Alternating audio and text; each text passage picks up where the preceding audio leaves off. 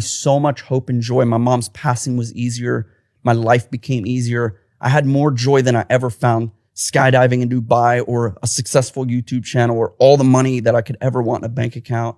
I had more joy following Jesus than I had with all of the world combined. Wow. And I couldn't deny it anymore.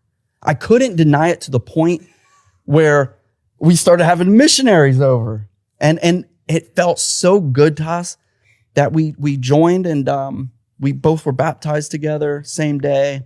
And seeing this video of Roman Atwood on Impulsive talking about converting to the LDS faith is really interesting to me.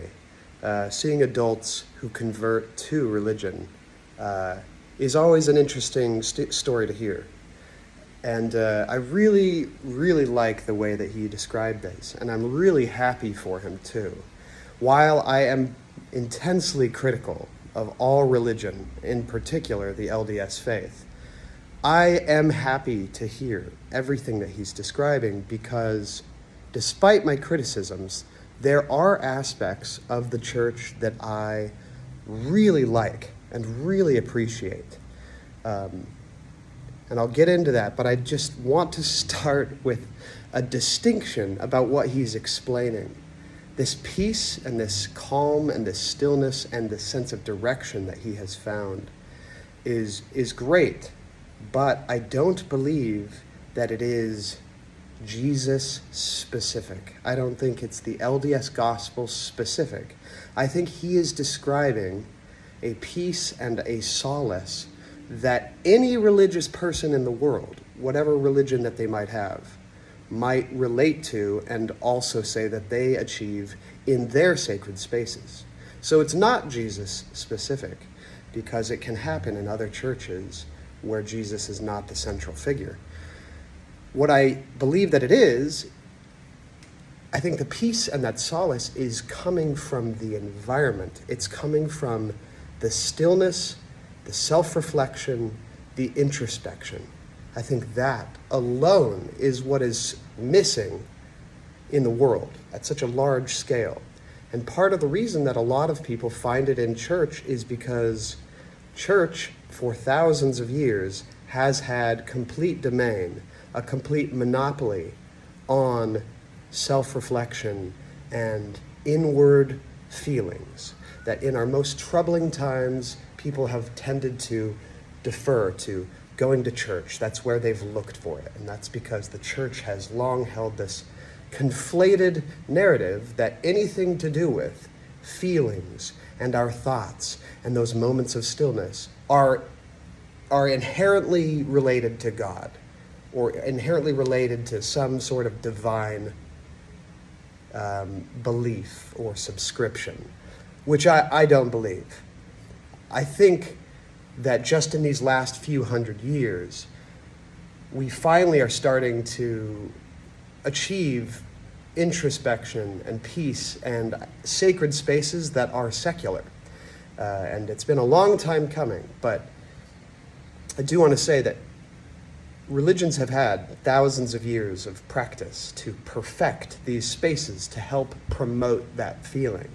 Any church, temple, or synagogue has been literally engineered, consciously engineered, to help promote a sense of peace and calm when you're in them.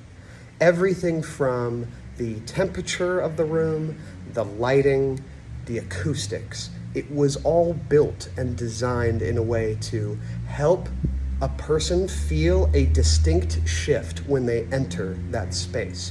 It's very similar to how a casino is engineered to help sustain a party mentality. You know, no clocks, no windows. Keep the person in that mindset. Churches, similarly, are engineered in a way to make you think, there is something different about this place. And they've achieved that. Even me, or any other, intense atheist, could not honestly say that you don't feel the effect when you go into these spaces. I've been into many. My last video was a video of Saint Sava Temple, the Orthodox temple in Belgrade, Serbia, and you can feel it there. I was there on Christmas Eve, and I just sat in quiet contemplation and wrote in my journal and, admired this beautiful big gold space. But there also was the moment where I thought, this is a byproduct of a very specifically engineered space, not the gospel that they believe. And that's where there's this distinction that I'm trying to make. That peace, that self-reflection, I think, is at the heart of what is helping Roman and his wife when his mom died. I don't think it's anything specific to the LDS faith, anything specific to God. I think it's that as a society, we just don't understand how to self-reflect properly. And so when we are given and assisted with a space and a mood and a tone and a schedule and a community that a church gives us, we tend to immediately conflate those good feelings, that healthy therapeutic feeling of peace and stillness, that it's a direct result of the faith and of its gospel. But I am just arguing a distinction that I believe it's the space. I believe it's all those elements. It's nothing to do with the fiction that is behind it. I think you can achieve those things without having to subscribe to some history, some belief, some book, some sacred text.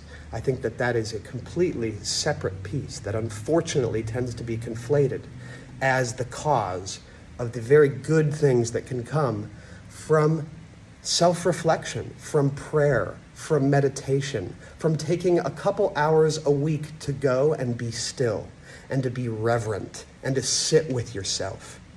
I think that's what's desperately missing in our society right now, is people don't have the skills or the focus to stop and disconnect from the world for a moment and to sit in quiet contemplation. And that I think if you are able to do that and you can achieve it in your own space, you will have a very similar healing effect that Roman is talking about that drew him to the LDS Church. So I'm very happy for him. And in no way am I thinking like, it's all a lie. No, because what I'm speaking to, it's one of my favorite things that I was given in my upbringing, being raised religious, is I learned how to do those things, and I felt the effect of those things, and I'm very grateful for that. And people who are incredibly lost and who need purpose or help or stillness, a church is a great place to go, and I'm never going to deny that. As much as I don't believe it and am critical of religion, I appreciate that they do this, because I would rather people have this than not have it, even if it means going to a church and subscribing to some ideology. It's good. But I just want to advocate that you can achieve those things apart from a religion, apart from some divine fiction that you have to subscribe to, that comes with all the, malignant other ramifications of insisting that you're the true church, in believing things that are not real, in being defensive in the face of science, and, whatever other side effects we could talk about that come with having to subscribe to some sort of a belief that will just, will infect you with intense cognitive dissonance and bias. But that stillness, I really like it. And I'm really happy for Roman. That's super cool. I've liked Roman for like 10 years. And I love that he made a point to say that the value that he gets from this is better than anything he's achieved as, a huge YouTuber, that anything that he's ever bought with his money. I love to hear that. It's such a wonderful understanding for a person to reach, especially somebody who's kind of like had it all and then come back to like a humble, I just need to be quiet and still and realize that the peace that I can achieve from introspection is worth more than anything that money can buy. And I love that. Absolutely love that. And I want everyone to try and chase that. But I would just suggest to do it in your own space that you deliberately create, that doesn't have a gospel and a fiction that goes along with it.